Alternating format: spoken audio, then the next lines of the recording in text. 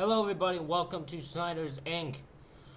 Today, we got Dr. Insanity video, and this is craziest police bust of all time. And we won't get right into it. Ladies and gentlemen, hit the like button, hit subscribe, and comment your thing down below. Let's go. Come back here and stand by the back side of the car. You're gonna be detained right now, okay? Do you have anything illegal in the car? Okay.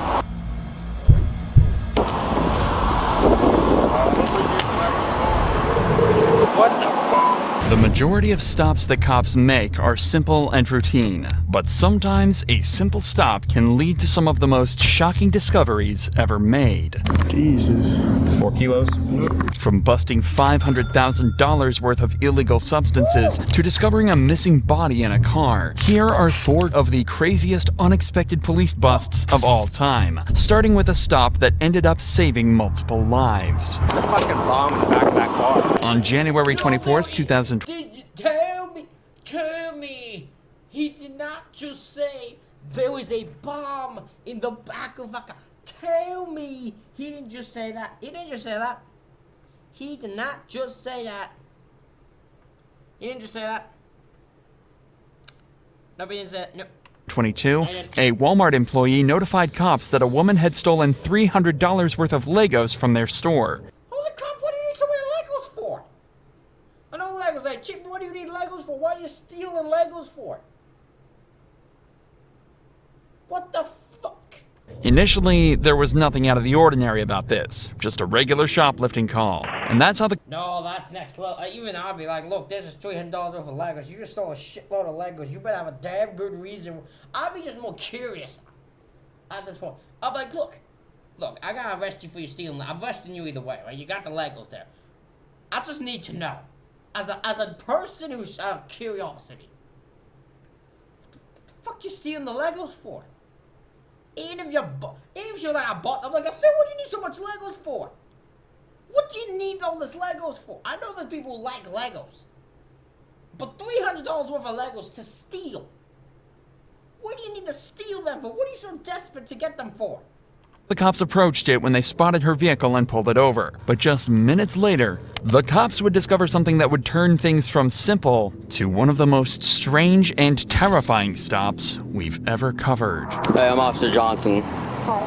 Hey, you got your license and insurance on you? So the reason we stopped you is today because this Walmart called and they're suspect of possibly ringing up some items. You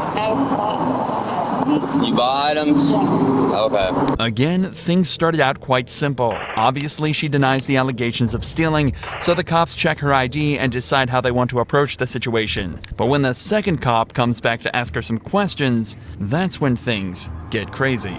So, what were you doing at Walmart? Just now? Yeah. Buying stuff. Okay. Because we're gonna call it you stole Legos earlier. As he's talking with the girl who identified as 20-year-old Mariah, he noticed the stolen leg. Why is a 20-year-old need Legos? What do y'all need these Legos for? This is what I can't get over. What did she need the Legos for? What did she need to steal $300 worth of Legos for? Goes in the back seat next to something that was much more concerning. Will you roll down your back window for me? Thank you. What is all that? Alright, go ahead and hop out real quick. You're gonna be detained right now, okay?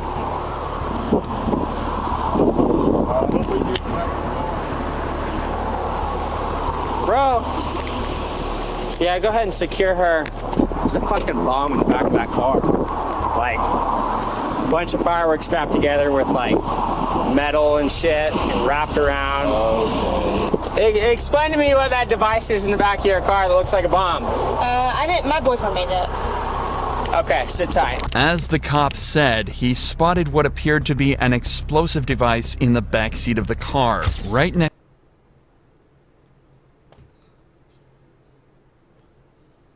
I am fascinated with this entire situation. This one fascinates me more than anything else will. What the fuck? Because the drug ones I love, look, I love them. This always sounds weird when I say it out loud. But I love learning the interestness, the inside of the drug world. So weird to say. But learning how people smuggled stuff and how it's such fascinating to me. This one, I just want to know what the plan was here. I just want to know the plan. What you plan to do with that? What you plan to do with the Legos? What the plan here? Next to the stolen Legos, things just went from 0 to 100 instantly, especially as the girl says she's been arrested multiple times before and that her boyfriend is allegedly involved in this as well. And things only become more concerning when they look more closely at the device and see exactly how it's constructed. Can you start a supervisor out here? It looks like there's some sort of explosive device in the back of the car that someone has built. It's got like 4 big ass fireworks, big old screws and shit all within that, and then it's got like a bunch of stuff wrapped around it. It's definitely made to cause some damage when it goes off. Yeah. Even though the cops are fairly certain it's not set to explode remotely, they still have to take every precaution to protect the public, and so shut off the roads around the vehicle as quickly as possible. Then it's on to the next most important task, finding out exactly who made it and what they were planning to do with it. All she said is that her boyfriend made it. So we probably want to figure out who boyfriend is and if there's any more in his house, maybe. So what's the deal in the back of your car? You said your boyfriend built it? I honestly have I don't know nothing about fireworks except for fireworks. I mean. Okay. What's your boyfriend's name? Zane. Zane? Yeah. Okay. When did he make that? Or Like, yes, a couple days ago. Okay. Do you know why he made it or anything? He just made it because he said he wanted to make it. She was then asked to call her boyfriend, who arrived on foot soon later. If you think things are strange already, just wait until you see how he behaves. What's up, bud? What's your name? Zane Bennett. Okay, Zane, come over here and hang out for a second. What's up? Do you have any ID on you? My girlfriend had it on her. Okay. Notice that the very first thing Zane asks is if he can get his car back. He wasn't told why he had to come to the scene, but it's obvious he's aware of exactly what's in that back seat, and is desperate to figure out a way out of this. Where'd you come? I mean, in fairness, my thought would be, like, hey, what happened with my girl? Unless she told them. Maybe you're like, hey, look, I got busted for stealing a bunch of Legos. We need you to come here. But not, what, because, like, obviously he must have went, like, I guess because the other thing could be, yeah, he's trying to escape because he knows there's a fucking bomb in there. The other thought I thought was, he knew his girlfriend was because she's going to jail. She's going to jail for something, so he's like, well, I gotta get my car. But I feel like he would have to know there's an explosive in it if it's actually his car, right? Come from? My friend had brought it up here. So you're not on an arrest bit, but I'm gonna detain you real quick because we got some things we gotta talk about. So man, I'll just cut to the chase and I'll tell you why we have like all this shut down and everything. Is it has to do with the little device you've made. It looks like some fireworks tied together, some nuts and buds to it. So that's why we have this all shut down, because it's kind of our protocol is it looks like an explosive device. You know, is it like active? Is it like volatile to where if it falls, breaks, is it gonna go off? It's literally just fireworks. Like if you take it apart, it's a bunch of little fireworks. With Zane in the backseat being questioned, tensions were high as they tried to figure out exactly. I'll give him one thing, he doesn't deny making it. He literally just like, yeah, okay, that's one thing. And he's like, it's just fireworks. Like, fucking, like, that will cause no problems. What he was going to do with the weapon. But strangely, the only person who didn't seem nervous was Zane himself. And the reason why is even more perplexing than anything else in the whole case. So yeah, he said he's just out he was going to do some redneck stuff today, and he was going to take it out and blow up some watermelons with it. He said it's a couple of fireworks tied together. You have to light it like a normal firework. And he said, I just wanted to see what the stuff I taped to it on the outside would do if I lit it by a watermelon. All the screws and everything. Yeah, I said, were you trying to use it as a weapon? Were you going to, go do anything today? He goes, no, I was just going to blow up some watermelons. And I said, okay. I was like, all right, cool. So he doesn't even seem. The man wanted to blow up some. Sure, why not, I guess. I think there's a way you can find out how to blow up some watermelons. What would happen if you blew up a watermelon? I bet there's probably a safer way that doesn't involve having an explosive device in your back seat, but... Alright. I'm really nervous at all about it. As insane as Zane's story sounded, it turned out to be true, and a few hours later, the bomb squad determined the device to be safe, constructed out of fish hooks, bolts, and fireworks. Nevertheless, Zane was charged with illegally manufacturing an explosive device, and Mariah with petty larceny for stealing the Legos. But not... Fair. Fair. I mean, a man did make an explosive device. Without thinking twice on it. every case like this has such a happy ending, just like the cops found out when they made the biggest bust of their careers while on a completely routine traffic stop. A criminal, I'm not a crook. I was not going to get in my car. I swear to you. But as the cops would find out, this man was much more than a criminal. He'd been hiding a deadly secret for almost 28 years. On the 16th of August 2022, officers from the Oconee County Sheriff's Office were conducting random registrations on random vehicles when a Mazda flagged up as having no insurance and a suspended license. The driver identified himself as Rise Seckham and immediately seemed not just anxious, but terrified. What's your last name? Sikkim. Sikkim, okay. Alright, I'm gonna have you go and step out the vehicle for me. Alright, so here's what's gonna happen, Sikkim, okay? Unfortunately, I'm gonna have to place you into custody today, okay? You're gonna have to go down to jail. Oh no. You gotta get booked in, they're gonna take your fingerprints and picture, and you'll get a bond. But because you're driving on a suspended license, we gotta go down to jail. Sir, I did not know. I have children, I have a sick uncle, and I run the household. I got you. Unfortunately, No, I really we do. don't have a choice at this time. Please so we're placing you in Auntie- arrest. Go ahead, turn around, put your hands behind your back, please. Please put Auntie Turn around, on the put your hands phone. behind your back. Seckham was all but ready to leave before the deputies notified him that he was being detained for having no valid insurance, something that seemed to immediately set him off. From this point on, watch how Seckham acts around the cops. It's understandable to be nervous and uncomfortable in this situation, but something about the extent of Seckham's anxiety seems odd to the cops. Just set your phone up on the car. They're putting me under arrest right now. I don't know. For driving with suspended license. Driving with suspended license. I didn't know. And it's not even showing. Unfortunately, the law is different here in Georgia than it is in South Carolina. If you have a suspended license, you have to go down to the jail and get booked in. Oh, but sir, can you speak to my aunt? She has, We're on speakerphone. She can hear us right now. Yeah. No, please speak to her. Please speak to her. I'm the only one that can help with my uncle that's sick in ICU right now. Sorry about that. Unfortunately, we're stuck. Please, sir. Please, sir. We're going to walk you to my partner's car. Come on. Sir, please, my aunt is old. She's 80 years old. Sir, please. Do you have anything on I you will that's not. gonna poke I swear, you sickness at can. me? Please check me. Okay. Please check everything on I'm you. going to search you incident to arrest. See what's this emergency 911? Yeah. Face towards that for me. Okay, sir. Separate your feet out for me. This is a extreme amount of nervousness from him.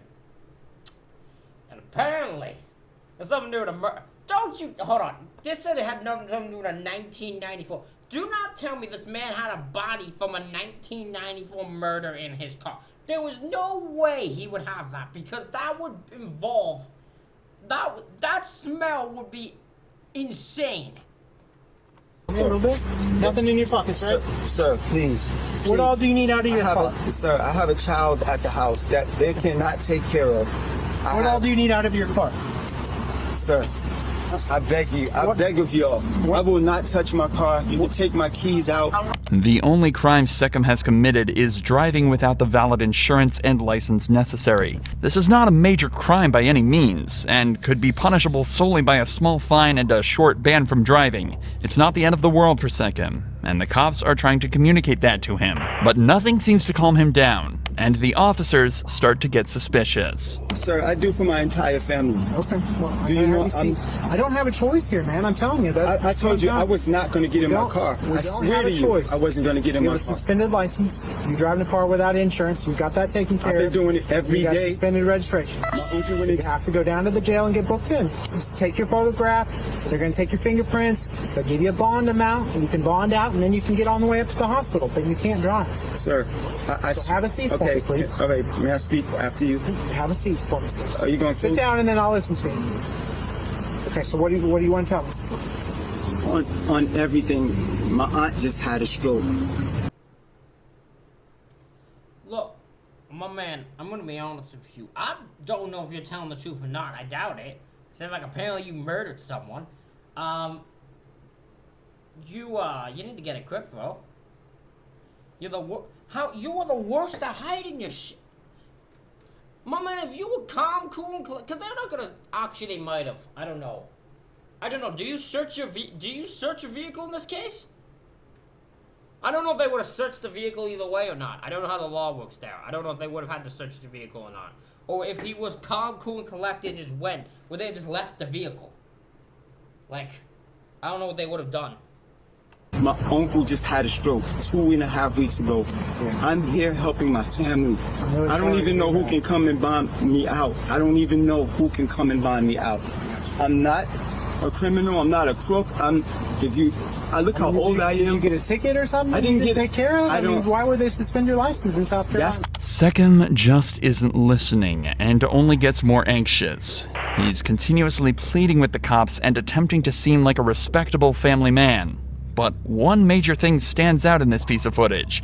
In his attempts to seem trustworthy, he's been pretty consistently maintaining eye contact with the officers. But take a look at what he's saying during the first moment he breaks eye contact for a significant amount of time.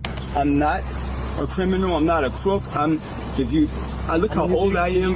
That break in eye contact implies heavily that what he's saying isn't the truth, and he subconsciously wants to look away in this moment because the bond of trust is broken. Obviously, in the grand scheme of things, this could never be used to convict someone, or even be used as probable cause to search. But it is a pretty brazen sign of what the cops will soon discover. Yeah. I just found out that maybe when we had a car that I had that got repossessed, that I didn't take my name off of it. Okay. I wouldn't imagine that they'd suspend you for a repossession. But that's what I'm saying. But it's no information's coming up. I won't drive. I'll have my cousin. Can you slide your legs in for us? You're not going to speak to me? No, unfortunately, I told you. I've already explained my position. Oh, this hurts. I don't have a choice. Look, you can get in and get out, alright? I can get in and get out? Yeah, like they'll book you in. If you have somebody that can bond you out, you have a preset bond, so you can bond out of jail. You don't have to wait to see a judge. Well, how much is that? I'm not quite sure. They'll give it to you when we get there, okay? We'll work with you, alright? We'll try to get you out as quick as possible. The cops are being extremely nice to Sechem, trying to put his mind at ease by repeating that it isn't a huge deal and that he'll be out by the end of the day. But that wasn't the case at all. Sechem was taken back to the police station and processed, but when he was asked to scan his fingerprints, a match was found, and the name wasn't the one he'd given. Instead, it was Muhammad El Amin, and there was a reason he was on file. 28 years ago, in 1994, Muhammad allegedly shot and killed a man with a handgun at a train station before fleeing and seemingly disappearing entirely. What? Are you kidding me?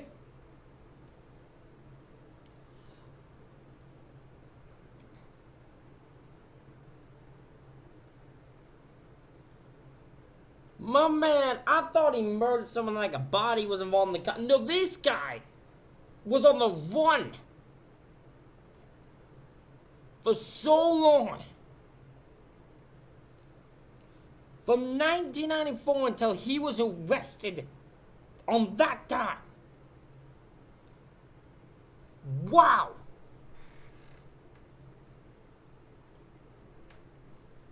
My man should have gotten his license and all that freaking thing. He wouldn't have never... One mistake caused his arrest. It took a simple suspended license for the 3-decade-long manhunt to come to an end, and Muhammad is currently awaiting trial. He will almost certainly be facing the full charges for his crimes, as violent crimes, especially those resulting in death, are exempt from the statute of limitations. But even that didn't shock the police as much as this next bust did, when cops discovered almost $1 million worth of narcotics given away by a simple tinted window. These cops noticed a red...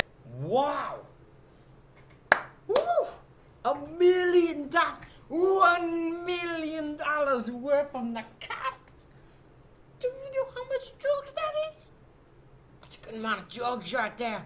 That's a shitload of drugs. That's a stoner. That's a drug dealer's dream amount of fucking shit. Oh my God. SUV driving on the highway in Florida with windows that seemed too dark to be legal. So they pulled it over with no idea exactly what they were about to uncover. Driver, can you roll down your back window, please? Thank you. Is this your car? Okay. Any issues with your driver's license today? Well, yeah, other than being lost, suspended or anything else like that? Okay. The woman identified herself as 27-year-old Elizabeth, and she said she was on her way back from a trip to Texas where she had lost her license. Everything seemed mostly fine though. Her insurance was in check and she had the rest of her documents with her, so things should have ended at the window tint check. Yes, the reason why I'm stopping is your side window tint, which I'll check here in just a minute. Is that something that you had done or something you bought the vehicle with? Yeah, unfortunately, even though you may purchase a vehicle with a window tint already on it, as the owner and the operator, you are responsible for whatever equipment is on the vehicle. Same concept as if you buy a car with a bad headlight or tail light or brake light or cracked windshield or bald tires or something like that. I'm going to measure them here in just a minute with my tint meter. Can you raise up your back window about halfway? I don't know if you can see that or not, probably not, but your back window is coming in at 2% light transmittance. In Florida, the lowest you can have a window tint on the rear windows is 15%, and Elizabeth's are coming at 2%, meaning that barely any light can pass through from the outside. So she was asked to step out of her vehicle so the cop could take her information and write her a ticket. This is when a second officer arrived on the scene with a canine for a quick free air sniff around the car. This too is fairly routine and more of a formality than anything in this case. They certainly weren't expecting the dog to alert, suggesting that there were drugs inside the car. Hold on, I have to ask, is that actually normally routine? Where I just randomly have canines sniff cars when someone's being pulled over for like a ticket or something? Is that a normal thing?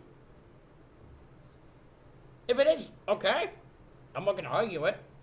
It's not exactly something insanely illegal. It's not like it's breaking someone's law. It's not like you having the dog just enter the car and all that. But like, I've never heard that before. So I didn't know that was a real thing. Cool. Miss Espinosa, any reason that canine was brought to your vehicle? Okay, all right. Well, trained police canine is alerted to your vehicle, so we're going to need to check it just to make sure there's nothing in there that shouldn't be. Okay. You're not under arrest, but you are going to be detained. Detained means that you're not free to go right now. Okay? Can I just have a seat for you, please? It's just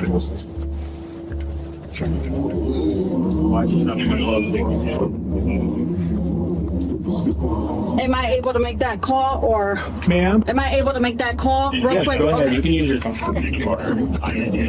phone. Remarkably, Elizabeth has remained calm throughout this entire ordeal, taking the tint charge on the chin and accepting her mistake.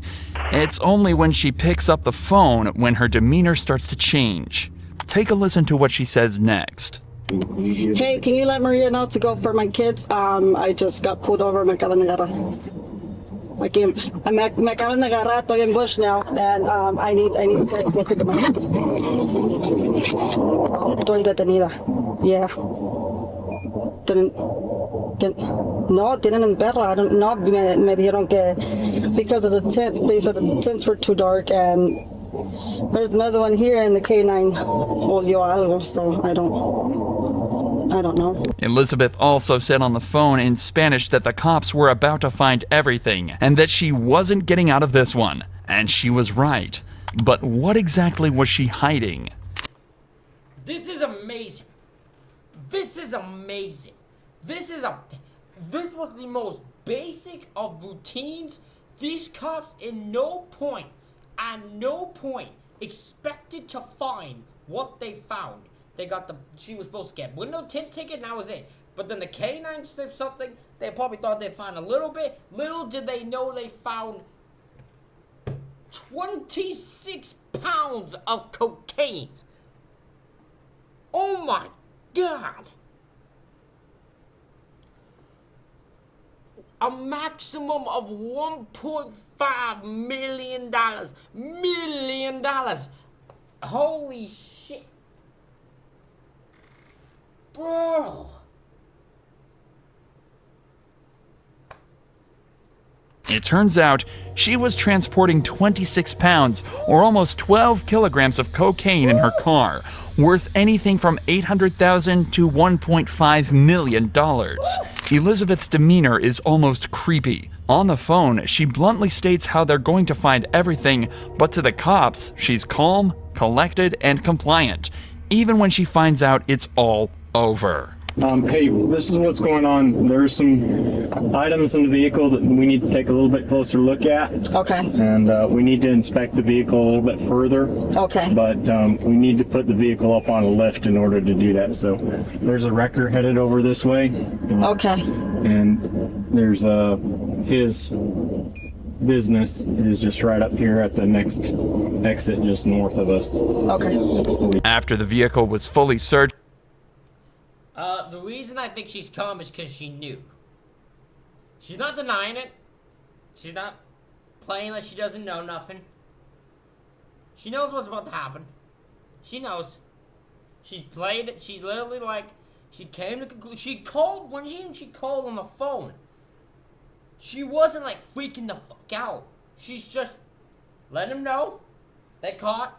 They're gonna find everything. I'm not getting out of this. Deal with my kids. You know what to do.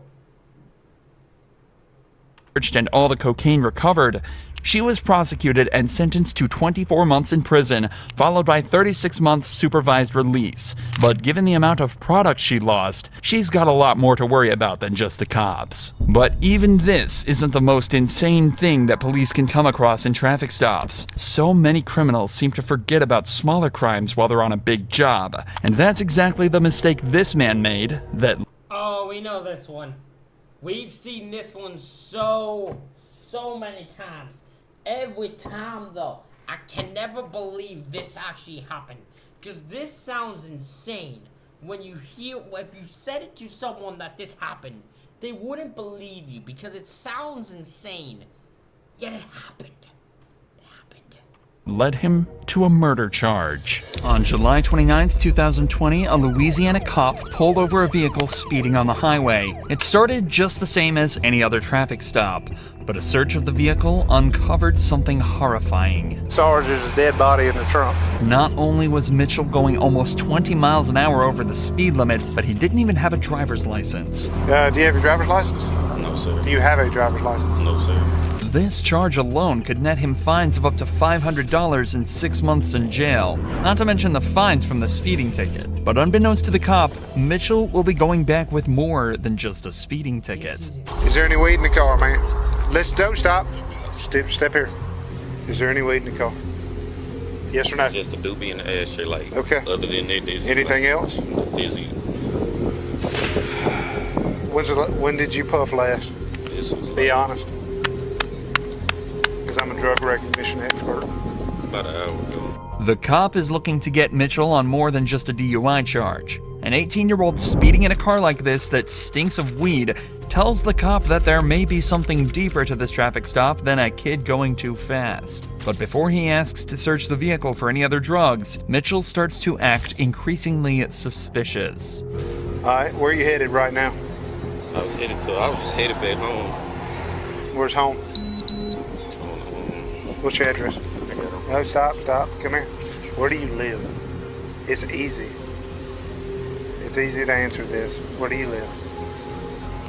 You don't know how to drive to your house? I was coming from there, how I got lost. So what's the address? You don't know your address? No, sir. Okay, come back here. Can I take a look in your car? Yes or no? Yes, sir. Mitchell has now consented to the search of his vehicle. The cop is realistically only searching for weed and any other drugs possibly in the car, but he has no idea what he's actually about to find. A search of the front seats turn up nothing, but upon examining the outside of the car, the cop discovered multiple bullet holes across the left side of the vehicle. It's becoming more and more obvious to the cop that something is not right at all here, and this suspect was likely caught up in something much bigger than he first realized. When did all this happen? When did all that happen? That happened. When? My brother, he said it. How long ago? Days? Yeah, it was like. Okay, come back. Just leave this here. Come back here. Just stay right here in front of my car. Hey, it's Jesse again. I'm sorry to bother you. I got this car speeding 73 and a 55. It's a black and orange Camaro. And it's got like 3 bullet holes in the left side of it. He said he thinks his brother said his car was in something 2 nights ago. The officer's check of the vehicle returns nothing other than proof Mitchell is lying. His address comes back as somewhere completely different to where he's saying, and the car is registered to someone with a completely different surname. Now he says he lives in Winsboro, but he's got a Richwood address, and the car comes back out of Monroe, and he's got this he's got a GPS thing put in, but he don't even know the address, so he's lying about a bunch of junk. Where do you live? Be honest to me. Monroe? Yes, Richwood. Yes, you don't live in Winsboro. No, why would you try to bluff me on that? Why would you lie to me on that? Because I already knew that before this guy said something. What's up? Talk to me. You better stop lying to me right now, or you're going to be in jail. I'm just going to my sister's house. To your sister's? That's the last freaking lie you better tell me. This whole situation is already immensely confusing. But then all of a sudden, something even weirder happens. A completely random man pulls up at the scene claiming that his family are looking for him. His family in Monroe is looking for him. They sought me out here to Okay, all right. Well, I got somebody pulling up behind me, Scooter. What do you mean they were looking for him? They looking for him. The car missing. Hey. Okay, give me the phone. Hey, man, he's not giving that name, though. He's given another name. And when they give yet another different name for Mitchell and the owner of the vehicle, the cop rightfully is at a loss. This has gone from a traffic stop to a full-on mystery, and the cop is determined to get to the bottom of it. There's a kid. I want to blame him. I was be losing my mind at this point. I'm like, okay, there's something fucking up here. You're not leaving. No one's leaving until I come to the bottom of what's happening here. Has been reported missing, and that they took the car from Monroe, and he lied to me about his last name, his address and where he's from. Random guy pulls up behind me, said, hey, this guy's looking for that kid. I need to know if this car has been reported missing, stolen. And I know he's BSing to me about where he's going. He says he's going to his sister's house down here. If you could, hey, talk to him, see if you can figure out if the sister thing is legit. He said this guy gave him the car. He's got the GPS on his phone on the back lid. He said that's where he's going, and I knew he was lying then. Slowly, things are starting to become more clear. If Mitchell is telling the truth, it seems as though his brother is letting him drive a car that he stole from the original owner. But that still doesn't explain the bullet holes, why Mitchell lied about his address, or why the random man appeared looking for him knowing he was driving that vehicle. But now on top of all of that, the cop has also just been told over the radio that there's a missing person report hidden amongst this mess. What I'm being told is that the boy who gave him permission to use the car is missing. So he's lying his ass off. Go looking for the person who owns the car, find out that the son of the owner of the car is missing, and now we got bullet holes all in the car. I got you. So something's bad. The only thing he lied about was his address in Winsboro. If he's knows something about this boy that's missing the bullet holes, I'd like to at least, I guess I'll do as much good contacted as I can. A few more calls are made, and it turns out the missing person is Michael Robinson, the alleged brother of the boy at the scene, and the man who gave him permission to be driving the car today. However, it's still unclear who owned the car in the first place, but the cop decides to forget about that for a moment and examine the vehicle a second time now that backup has arrived.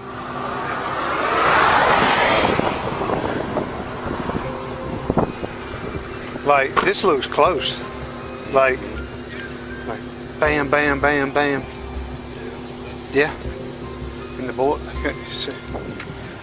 I'm gonna be honest with you, right? I'm surprised that guy didn't run. The boy, I'm surprised that boy didn't run. Cause you just think he would just so he didn't get caught. Cause you know what's about to happen. You know, the boy knows what's about to be found in that car. Maybe part of him wanted it to be found, but he had to know what was gonna happen. I'm surprised he didn't run. See?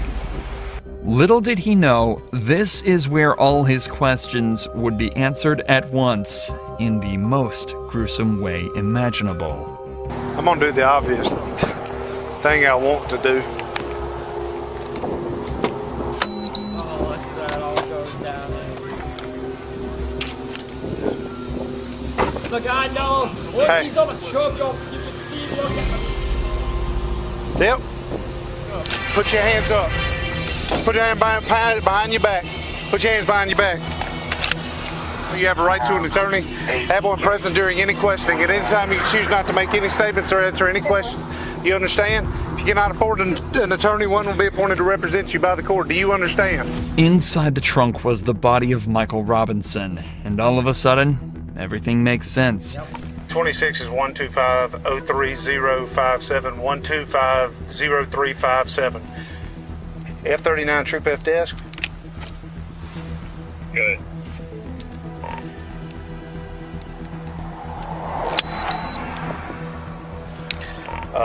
Need a supervisor out here.